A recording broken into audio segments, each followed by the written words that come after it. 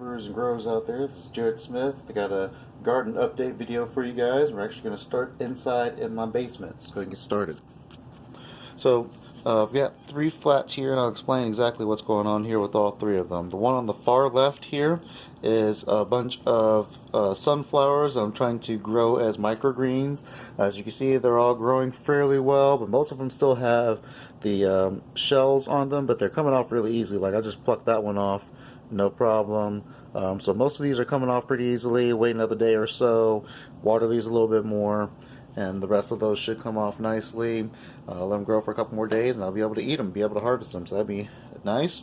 I've got over here on the far right more sunflowers, as you can see, but these I'm intending to transplant outside for seed production. So I'm going to let those grow out to full size and harvest the seeds at the end of the season.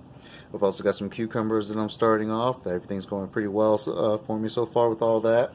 This middle bed, this middle tray rather, looks a little bare. It has some pepper seeds in there and some cilantro seeds. So I think the soil just needs to be a little bit warmer. So I'm going to put a germination pad on that and see if I can get things to go a little bit quicker. But that's what's going on in the basement. I'll take you guys outside now and show you guys what's going on next.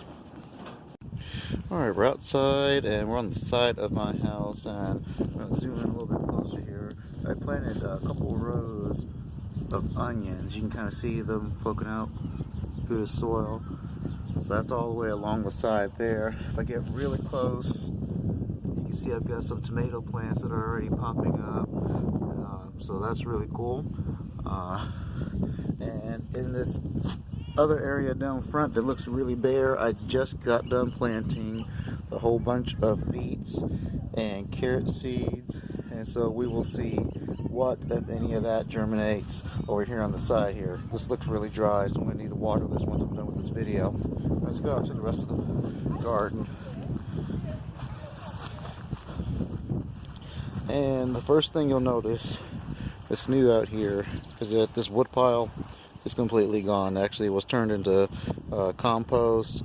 I've got a lot of it in these containers here, and some in the wheelbarrow also. But I left a good bit of it here and germinated some seeds, and I put some more onions in here, so you'll see. See if I can find. Yep, there's an onion. There's another one there. So they're all the way around the perimeter. I threw some salad greens down in here, so this will be a whole section full of greens to be cut for baby greens. We're going to do the baby green thing in this section. So that's what's going on in this new section here. Look, there's a couple of kale there and some more lettuces. Those look like oak leaf lettuces. So a lot of good stuff going on the outside of the bed here. This big wood pile here is just what was not composted from the compost pile there. So that's what's going on there. All right, let's go inside the fencing. In this bed, bed one, that's all radishes. Nothing real fancy there. The radishes are getting close to ready to pluck. As you see, they're starting to mature. They're a little small, so I'm going to wait a little bit longer, see if they mature up a little bit, and those will be good to go. This bed will also have squash later in the season and Malabar spinach. Right now you don't see the trellis here, but there's poles and stakes in the ground ready for the trellis to go up for the Malabar spinach, so that'll be good. Bed number two. This bed's really interesting. First off, I grew some garlic all around the perimeter of the bed to help protect the plants. That seems to ward off a lot of the bad bugs. But I left these chard plants in here from last year, and I didn't dig them up like I typically do, and they came up first thing in the year. And actually, these are the first things I was able to harvest this season. So me and my wife has already had a couple salads out of this. We'll probably grab another one tonight for dinner. But these all came up really nicely, really lusciously. The really interesting thing is this one here. They're starting to grow like a little stalk up the middle with all these different shoots coming out of it. I've never seen chard grow like that. I've never seen where they grow multiple shoots. Usually you see one central area, kind of like this one here, and the leaves keep coming right out the center. On this one here, you can clearly see there's a set of leaves growing down here. As you grow up, there's another one set on that node, more sets there and there. So as this thing grows up, I think it's just going to keep on putting out more shoots where greens are going to come out, which is rather interesting. I'm kind of interested to see what that turns out like. But at any rate, that's what's going on with this bed. This bed is also supposed to have peppers in it, and I wanted to grow, what did I want to grow in the middle? Basil in the center. So I'm going to try and see if the pepper seeds germinate in this bed and the basil. So that's what's new in this bed. Let's move on to the next one. Bed 3. More garlic around the outside of this bed. It'll probably be more helpful for this bed because this is where a lot of my salad greens rather are at. As you can see, there's the mucilin mix first all the way down, followed by a nice row of kale. This is the best year of kale I've had. They're spaced out well, they're planted at the right time of year, and so the kale's looking really good. And then on the far side, there's more chard, but it's very, very slow to start. I'm not sure why the chard from seed is so slow to start, but no big deal.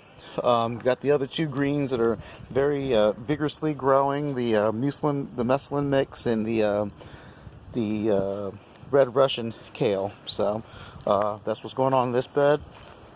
Bed 4. And I guess I should have mentioned there's also some chives in this bed too. There's another chive plant. The thing that made me think about that was that chive right there.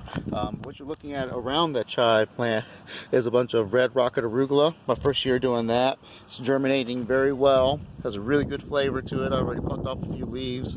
And it just has this really rich, nutty flavor. Really nice. Behind that, I don't know if you can see real well, but that's actually spinach. So we'll wait a few more weeks and see if that spinach comes up. And behind that, which might be even harder to see, but I'll zoom in a little closer, you can see I have carrots. And they're sprinkled in here fairly well. The spacing is just about right on all those. So carrots are doing real good too. Alright, now let's get to the disappointing bed. This bed was very, very disappointing. In this first section, I wanted to grow some cabbage, and you can see the cabbage seedlings here, but something is getting in here and chewing them all up, which is stunting the growth early. So cabbage is not going to happen yet again this year, which is very, very disappointing. We've got this oregano bush, and it is just taking off. I'm going to back up a little bit so you can catch the whole thing. But it is just an absolutely gigantic section, and it's getting bigger. It's just taking over the area. So eventually this whole bed is going to be nothing but oregano, and I'm okay with that. A little bit more chives. And then on this section here, I planted some cilantro and dill. It hasn't came up. Something tells me it was just too early in the year and I have more seeds, so I'll plant more of that later.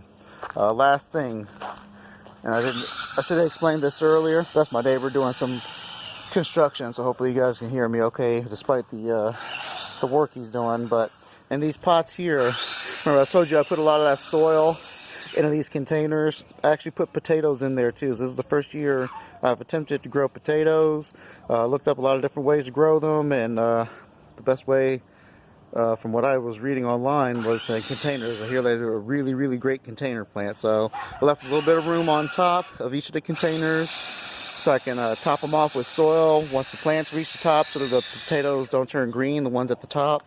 So I'll cover them up, and then that'll be that. So it'll be our first run with that. I'll be excited to give you guys an update with that. That's it. That's everything. That's the garden. Looks good. It's a beautiful Ohio day. And talk to you guys later.